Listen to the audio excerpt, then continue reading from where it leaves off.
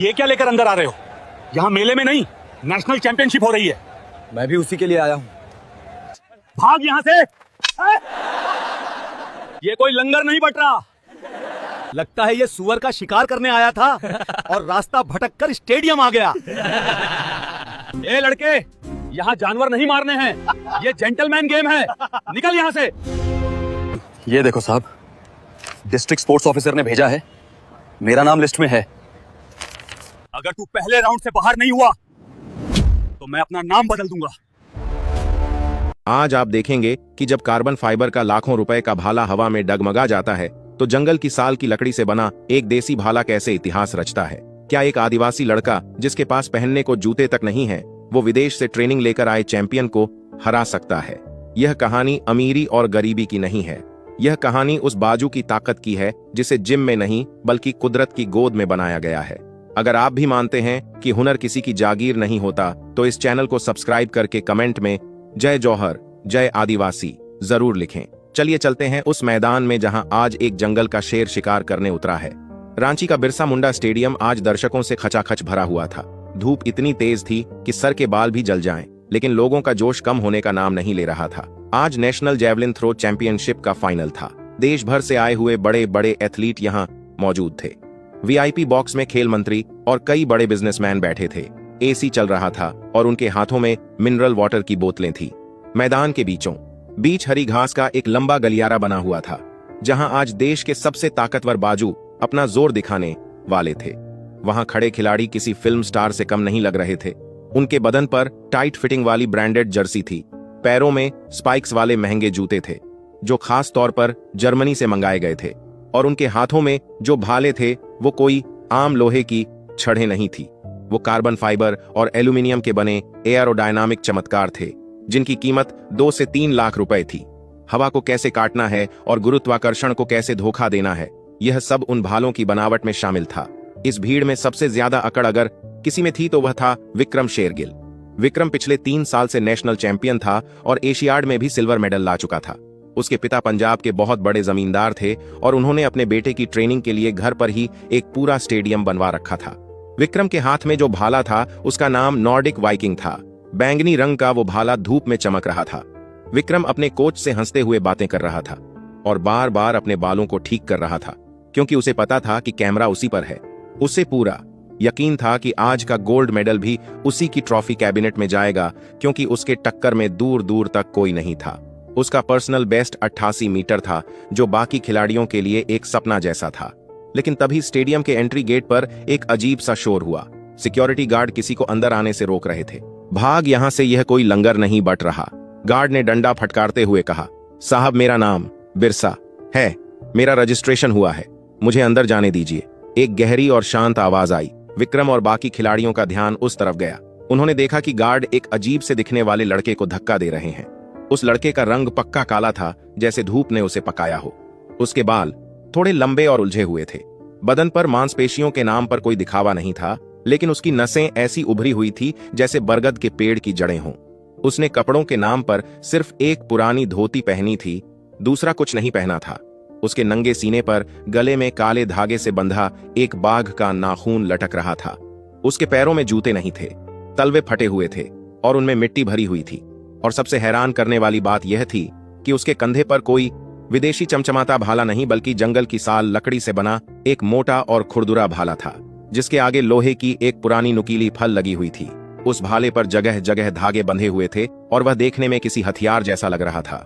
विक्रम जोर से हंसा और अपने साथियों से बोला, देखो भाई लोग, अब यह आदिवासी भी हमसे मुकाबला करेंगे। लगता है यह सुअर का शिकार करने आया था और रास्ता भटक कर स्टेडियम आ गया। ए लड़के, यहाँ जानवर नहीं मारने हैं, यह जेंटलमैन गेम है, निकल यहाँ से। बिरसा ने गार्ड का हाथ बड़ी विनम्रता से हटा दिया और अपनी जेब से एक मुड़ा हुआ कागज निकाला। यह देखो साहब, डिस्ट्रिक्ट स्पोर्ट्स ऑफिसर ने भेजा है, मेरा नाम लिस्ट में है। तभी वहां चीफ कोच तिवारी दौड़ते हुए आए। तिवारी सर एक बहुत ही अनुभवी कोच थे जो अब फेडरेशन की राजनीति से तंग आ चुके थे।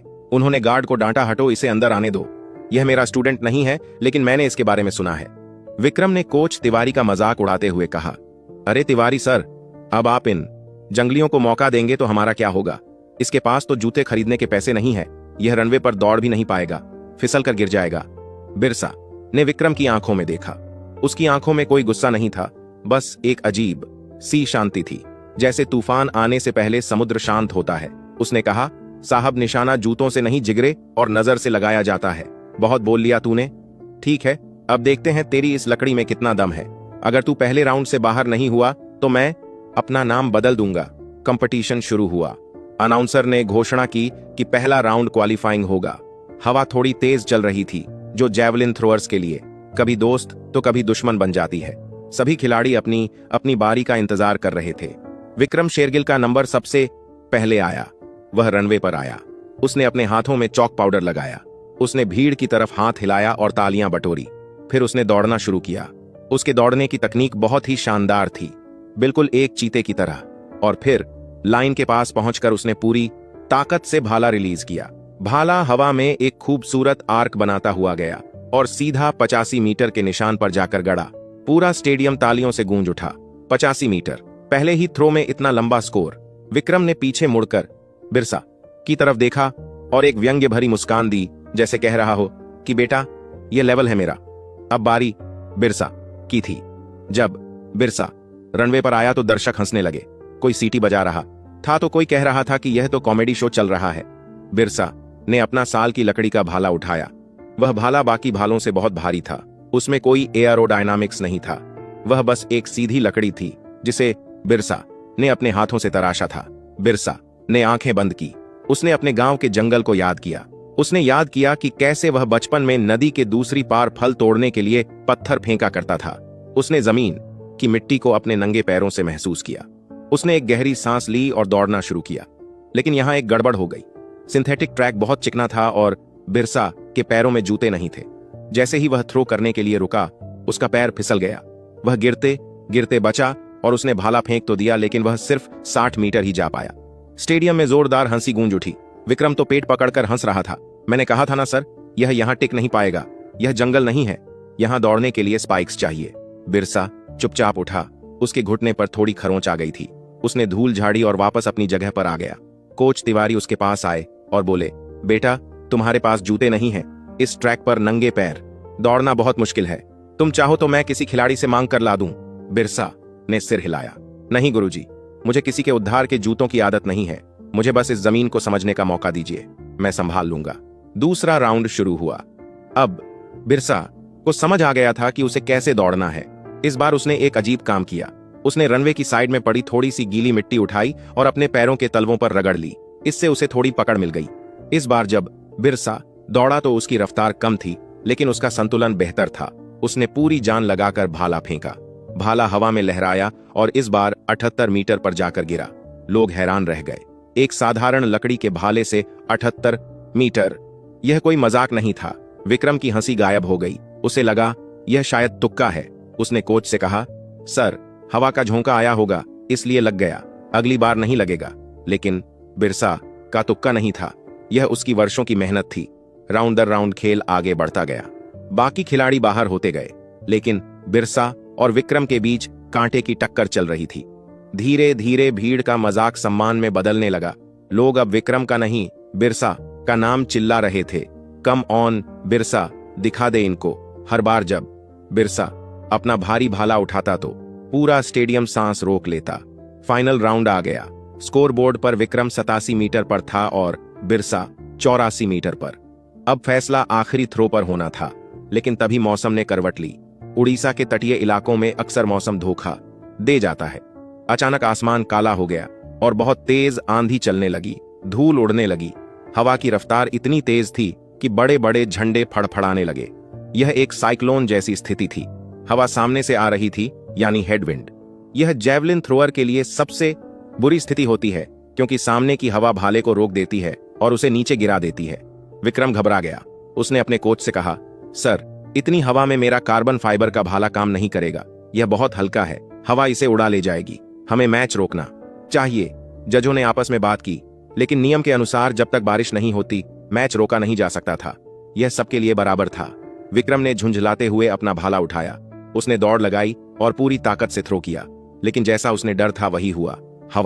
भाला हवा में डगमगाया और अपनी दिशा से भटक कर सिर्फ 80 मीटर पर ही गिर गया। विक्रम ने गुस्से में जमीन पर लात मारी। यह चीटिंग है। इतनी हवा में कोई कैसे खेल सकता है। अब वह जीत के प्रति आश्वस्त नहीं था। अब बिरसा की बारी थी। यह उसका आखिरी मौका था। उसे जीतने के लिए 87 मीटर से ज्यादा फेंकना था।